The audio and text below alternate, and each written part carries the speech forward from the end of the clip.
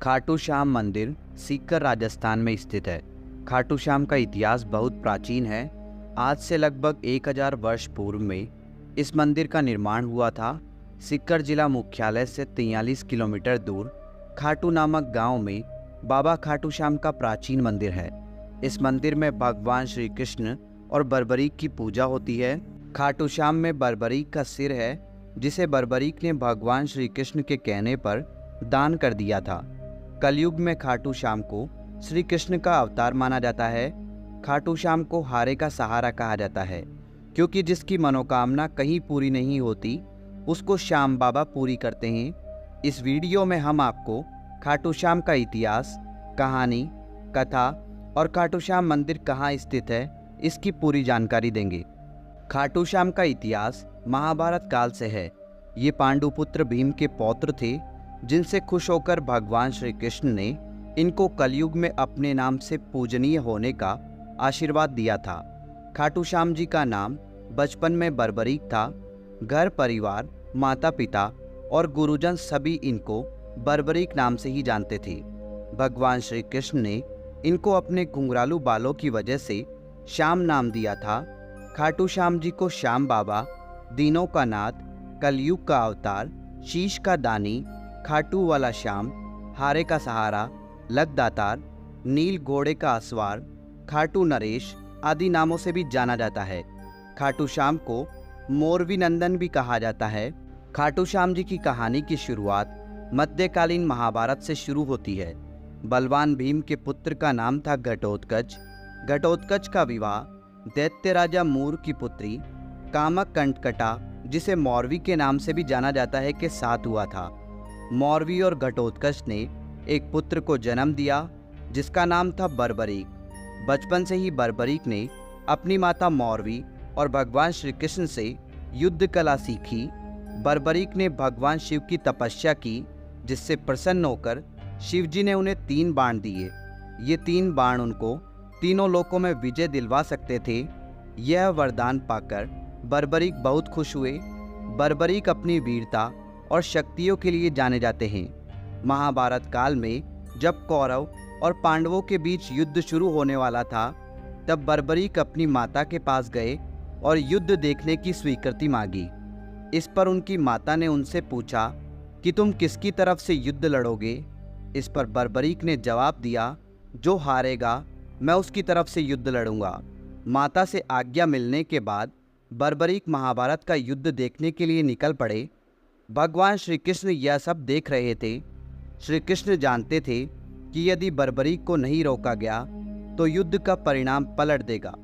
रास्ते में जाते हुए बर्बरीक को श्री कृष्ण ने ब्राह्मण का रूप धारण करके रोका और पूछा, हे बालक, तुम अकेले यह 3 बाण लेकर कहाँ जा रहे हो? तब बर्बरीक ने जवाब दिया कि मैं महाभारत का युद्ध देखने जा रहा हूँ और इस युद्ध में जो हारेगा मैं उसका साथ दूंगा। उपहास पूर्वक श्री कृष्ण ने कहा, सिर्फ 3 बाण के सहारे युद्ध लड़ने जा रहे हो? इनसे तो 3 सैनिक भी नहीं मरेंगे।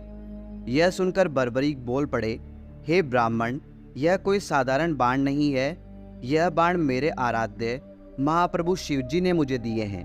3 बाण तो क्या, सिर्फ एक बाण एक पल में युद्ध को खत्म कर देगा। हालांकि यह बात श्री कृष्ण पहले से जानते थे।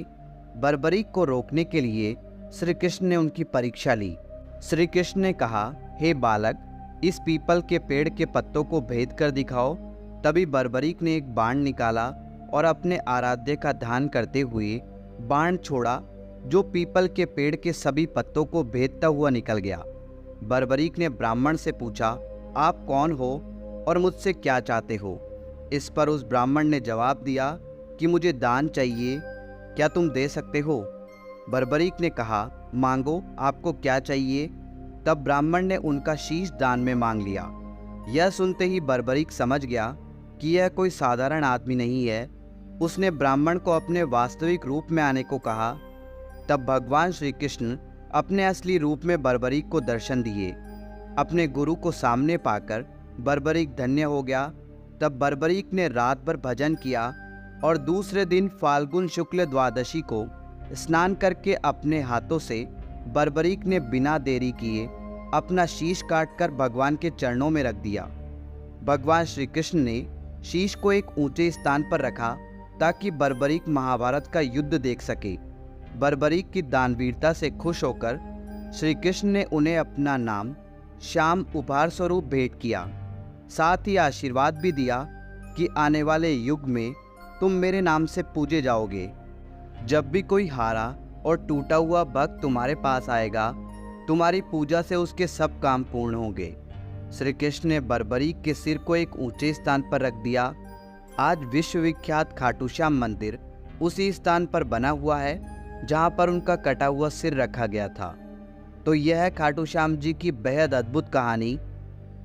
खाटू श्याम का महत्व कलयुग के साथ साथ बढ़ेगा, क्योंकि भगवान श्री कृष्ण ने इनको आशीर्वाद दिया था कि जैसे जैसे कलयुग बढ़ेगा तुम्हारा यश और लोगों की आस्था बढ़ेगी। आज बाबा खाटू श्याम हारे का सहारा बनकर भक्तों के काम कर रहे हैं और उनके दुख दर्द का हरण कर रहे हैं। खाटू श्याम का महत्व इसलिए भी बढ़ जाता है कि इन्हें कलयुग का भगवान माना जाता है।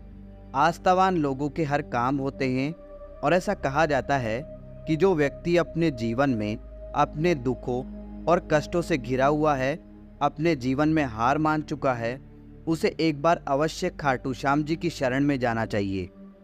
तो दोस्तों, उम्मीद करते हैं बाबा खाटू श्याम का इतिहास और खाटू श्याम जी की कहानी आपको बहुत पसंद आई होगी। कमेंट बॉक्स में खाटू श्याम धणी की जय लिखकर कमेंट जरूर करें। धन्यवाद दोस्तों।